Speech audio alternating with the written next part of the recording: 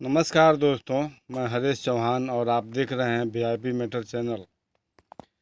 दोस्तों, राजस्थान की बूंदी पुलिस ने एक बहुत ही काबिल तारीफ कारनामा किया है। 44 साल पुरानी एक मर्डर मिस्ट्री को बहुत आसानी से सुलझा लिया है अपनी सूझबूझ के कारण। यह घटना राजस्थान के बूंदी जिले की है और अपराधी जो था 44 साल से मर्डर करके फरार चल रहा था। उस पर 21,000 रुपये का इनाम भी था। और आइए जानते हैं पूरी कहानी क्या है। 11 जुलाई को यह अपराधी, हत्यारा, खूनी 11 जुलाई 2023 को दिल्ली के महिपालपुर थाने से इसको गिरफ्तार कर लिया गया।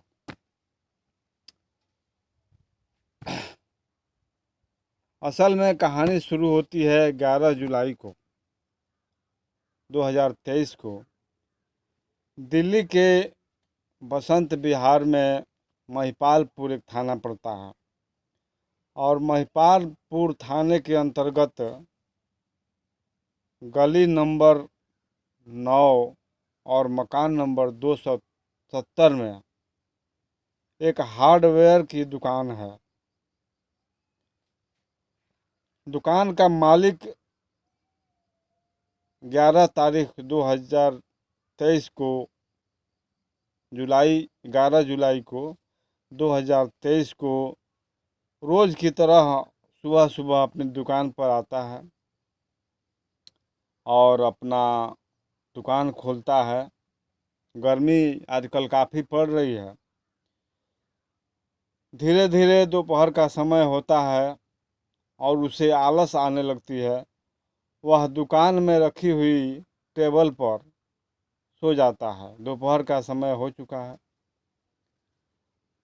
सो जाने के बाद वह आधी नींद में रहता है, आधा जगा हुआ रहता है। जब कोई कस्टमर आता है तो उठकर सामान देता है और नहीं आता है तो थोड़ा आंख मूंद लेता है। दोपहर के 2 बज चुके हैं और उसकी दुकान पर 3 लोग आते हैं। अच्छे खाते पीते घर के महसूस होते हैं। उनके शरीर पर जो कपड़े हैं, लत्ते अच्छे अच्छे लगते हैं। तीनों आकर के उस दुकानदार को घूरने लगते हैं। दुकानदार बेचारा सोचता है कि आखिर इन लोगों को चाहिए क्या, कुछ बोल नहीं रहे हैं। फिर कुछ देर के बाद दुकानदार पूछता है उन तीनों से कि कुछ चाहिए क्या आप लोगों को। तीनों में से एक आदमी कहता है कि हाँ, हमको यह सामान चाहिए, देखो तो तुम्हारे दुकान में है कि नहीं। दुकानदार उठता है, 1-2 मिनट देखता है, फिर जवाब देता है कि नहीं है। दुकानदार को यह एहसास होता है कि अगर हमने जवाब दे दिया है इनको तो इन लोगों को यहाँ से चले जाना चाहिए। लेकिन उसके मना करने के बाद भी ये लोग उसको घूरते रहते हैं और ऐसा 5 से 10 मिनट तक चलता रहता है घूरना उन लोगों का। लेकिन दुकानदार को इसका कोई फर्क नहीं पड़ता। वह फिर आंख मूंद लेता है और तब उन तीनों में से एक व्यक्ति कहता है, hello mister Kalu. Hello mister Kalu का शब्द सुनकर उस दुकानदार का जो रंग है चेहरे का, वह पीला पड़ जाता है। अचानक उसे ऐसा लगता है कि उसके जिस्म का सारा खून, सारा पानी किसी ने निकाल लिया हो और उसके चेहरे पर हवाइयाँ उड़ने लगती हैं। तीनों व्यक्ति कहते हैं कि आप दुकान बंद कीजिए और हमारे साथ चलिए। वह दुकानदार चुपचाप अपना बाहर निकलता है, शटर गिराता है और तीनों व्यक्तियों के साथ आकर गाड़ी में बैठ जाता है। कालू नाम, ये जो कालू नाम है, यह 44 साल पहले मर चुका था। इस नाम का जो व्यक्ति है वह 44 साल से लापता है। तो फिर आज इन लोगों ने इस नाम को क्यों पुकारा, इसके पीछे की कहानी बड़ी ज़बरदस्त है और बड़ी भयानक है। जबकि उसका नाम सुरेश यादव था, उन लोगों को उसके सुरेश यादव नाम से पुकारना चाहिए था, लेकिन उन लोगों ने कहा हेलो मिस्टर कालू, और दुकानदार का हालत ख़राब हो जाता है, वह कुछ बोल नहीं पाता है। गाड़ी में आकर दो लोगों के बीच में बैठ जाता है और एक आदमी, तीन आदमियों में से एक आदमी गाड़ी को ड्राइव करने लगता है और फिर गाड़ी राजस्थान की ओर चल पड़ती है। राजस्थान पहुंचकर गाड़ी बूंदी पहुंचती है, बूंदी कोतवाली पहुंचती है, और तब जब यह व्यक्ति उतरता है गाड़ी में से उन तीन व्यक्तियों के साथ, तब वहाँ मौजूद जो पुलिसकर्मी हैं, जो अधिकारी हैं कोतवाली के, उन लोगों के चेहरे पर एक विजयी मुस्कान आ जाती है। विजयी मुस्कान इसलिए आ जाती है कि उनको लगता है कि हमने 44 साल पहले जो काम हुआ था, जो मर्डर हुआ था, उसका गुत्थी हम लोगों ने सुलझा लिया है। इतने साल के दौड़ धूप के बाद आज यह व्यक्ति हमारे हाथ में आया है और हमारा जो मनोरथ है वह पूर्ण हो गया है, हमें विजय मिली है इस अभियान में। चेहरे पर विजयी मुस्कान सबके चेहरों पर तैर जाती है और वे लोग जान जाते हैं कि अब हमने इस गुत्थी को सुलझा लिया है। कैसी गुत्थी थी, कैसा मर्डर था, कहानी चली जाती है 44 साल पीछे। उसी 1979 में बूंदी जिले का एक गांव पड़ता है माझी साहब का कुंड। पता नहीं अब यह गांव का नाम वही है या वर्तमान में और कुछ है, लेकिन पहले 44 साल पहले यही नाम था। उसी गांव में कालू नाम का एक लड़का, जिसका उम्र उस समय 19-20 साल रही होगी, अपने माँ बाप और भाई बहनों के साथ रहता था। धीरे धीरे बहनों की शादी हो गई, भाइयों की होने वाली थी, कालू की शादी हो चुकी थी।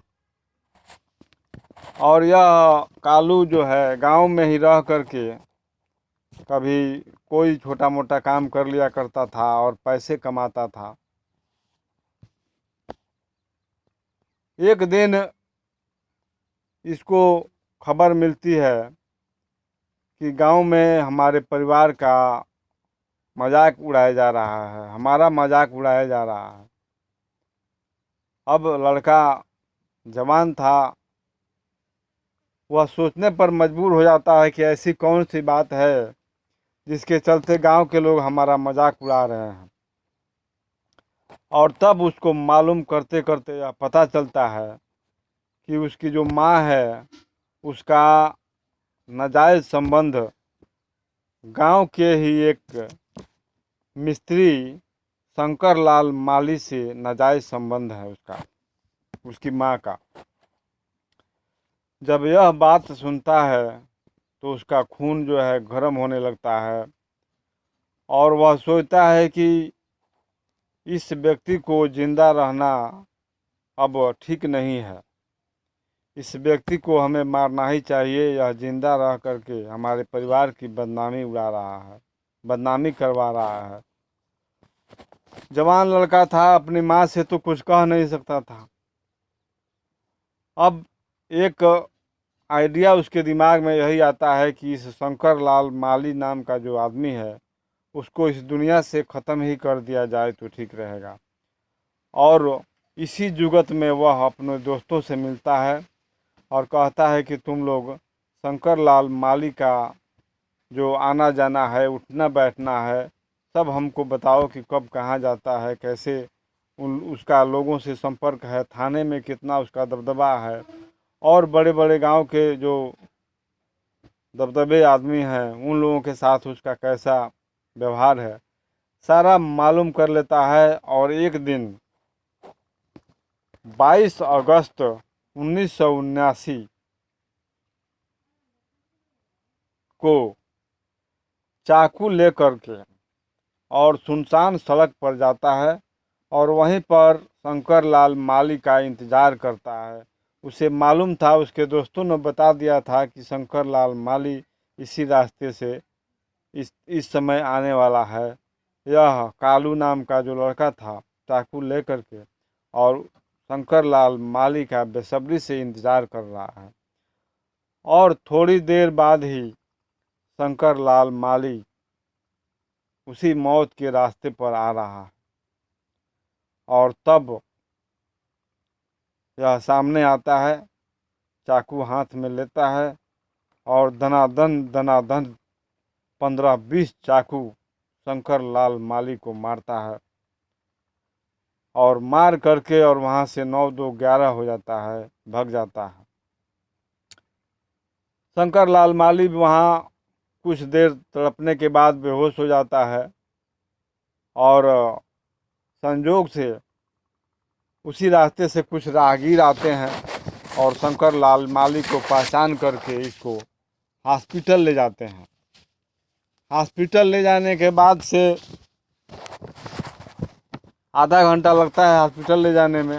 हॉस्पिटल ले जाने के बाद से डॉक्टर पुलिस को फ़ोन करता है, पुलिस आती है और ये शंकर लाल माली का बयान लेती है।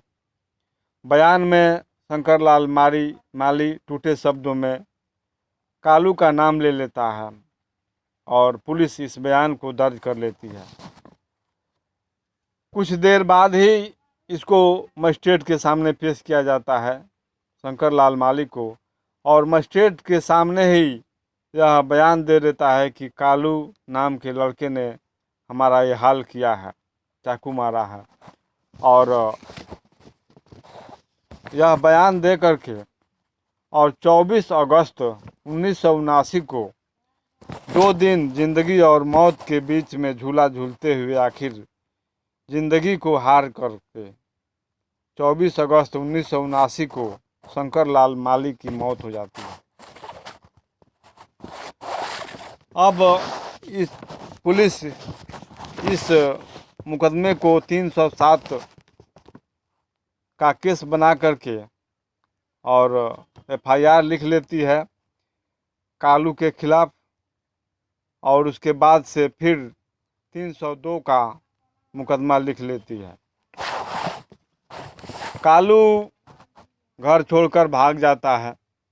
भागने के बाद अब पुलिस इसकी छानबीन शुरू करती है कालू की, लेकिन कालू कहीं नहीं मिलता है। 1 महीना, 2 महीना, साल भर, 2 साल, 5 साल गुजर जाते हैं। पुलिस दौड़ धूप करती है लेकिन कालू का कहीं पता नहीं चलता है। और अंत में तब तक इन 5 सालों में पुलिस के पास ऐसे ऐसे बहुत से केस आ जाते हैं और पुलिस इस केस पर से ध्यान हटा लेती है। यह केस जो है फाइलों में दब जाता है और यह हत्यारा गायब हो जाता है, अपनी पहचान छुपा लेता है। 44 साल गुजर जाते हैं इस घटना को। 2023 आता है। 2023 में राजस्थान के बूंदी की कोतवाली में एक कोतवाल साहब आते हैं, सहदेव सिंह मीणा आते हैं, अपना चार्ज संभालते हैं और अपने जूनियर्स से कहते हैं कि हमको जितना पुराना फाइल है जिसका निस्तारण, निवारण या फैसला नहीं हुआ है, वह सभी फाइल हमारी मेज पर चाहिए। जूनियर्स उनकी बात को सुन करके और 50-60 फाइलें ला करके उनके मेज़ पर रखते हैं और कहते हैं कि साहब ये इतनी पुरानी है, इसका निस्तारण नहीं हुआ है, ये इतनी पुरानी है, इसका निस्तारण नहीं हुआ है। और तब उन्हीं फाइलों में से एक फाइल कालू के नाम की मिलती है और तब सहदेव सिंह मीणा साहब जो हैं प्रभारी, कोतवाली के प्रभारी, उनका निगाह इस फाइल पर जम जाता है। कुछ विशेष तरीके से इस फाइल को देखने लगते हैं और तब कहते हैं कि हमको यह व्यक्ति किसी भी हाल में चाहिए। अगर मर गया हो तो इसका सबूत चाहिए, अगर जिंदा है तो इसको कहीं से खोज कर के लाओ। 21,000 रुपये का इनाम रखा गया था उस पर। शंकरलाल माली का फाइल फिर से रीओपन हो जाता है सहदेव सिंह मीणा साहब के द्वारा और वे एसपी जय यादव साहब की निगरानी में एक टीम का गठन करते हैं और इस टीम को लेकर के और फिर से नए सिरे से इस केस की छानबीन करने लगते हैं। वे कालू के घर जाते हैं, उसके रिश्तेदारों के यहाँ जाते हैं, उसकी कालू की पत्नी के मायके जाते हैं और तब वहाँ का सारा मोबाइल नंबर लेकर के उसको सर्विलांस पर लगाया जाता है। पुलिस सर्विलांस पर लगाती है और ऐसे 15-20 नंबर चेक किए जाने लगे।